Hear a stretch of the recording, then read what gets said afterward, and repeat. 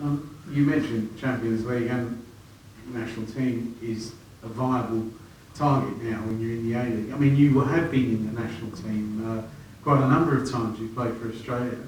Do you feel that you're close to being looked at again, or is this the season where you really feel you have a chance to be looked at again?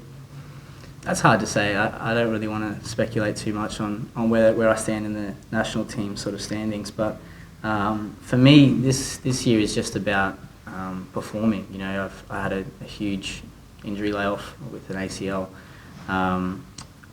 reconstruction. So for me, coming back a year after such a big injury, it's just about getting some consistency in my training, in my playing, performing, and pretty much just showing people what I can do again on the field.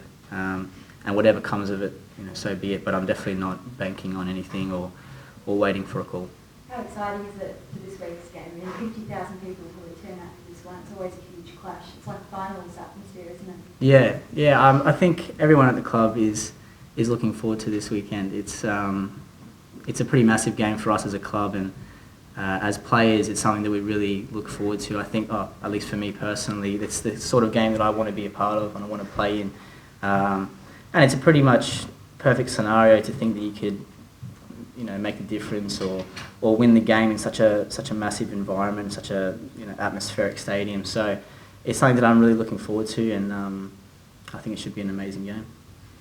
Have you had a good look at Victory's game from last week, and have you sort of worked out where you can beat them? Yeah, I watched the game against Adelaide, and we all know that Melbourne Victory were the best team in the league last year, and they're probably still, at least in the front third, they're probably the most dangerous side in the league as well. So they're going to be very hard to deal with, to manage. But like I said, if we want to be the best club in Australia, we have to beat the strongest teams as well. And as champions, everyone's out to get them this year. And you know, I'm really excited to test ourselves, I think, as a team, as a unit, against the best attacking team in the league.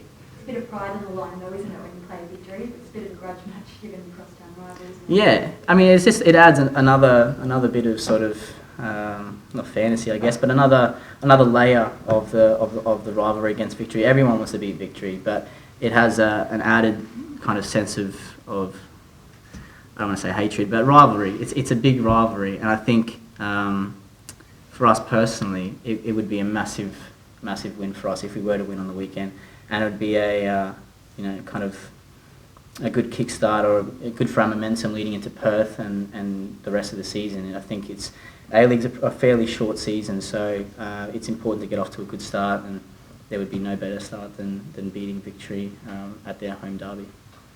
You had these spells in the A-League now. Do you notice a lot of change in the way the game's played here, or the pace of the game, or the tactical awareness? You know, you came in as that sort of attacking winger in Brisbane as a kid, and then came back and had that period in Adelaide. Now you're back here. Has there been, in your eye, a sort of tactical maturing, or just a footballing maturing, the way it's played? Yeah, definitely. I think the league has grown with kind of Australian football. As Australian football has grown, our national team is doing things on the world stage. We're making World Cups, we're winning Asian Cups, and that's something that wasn't happening, I guess, as regularly when the league first started, or when it was in its infancy.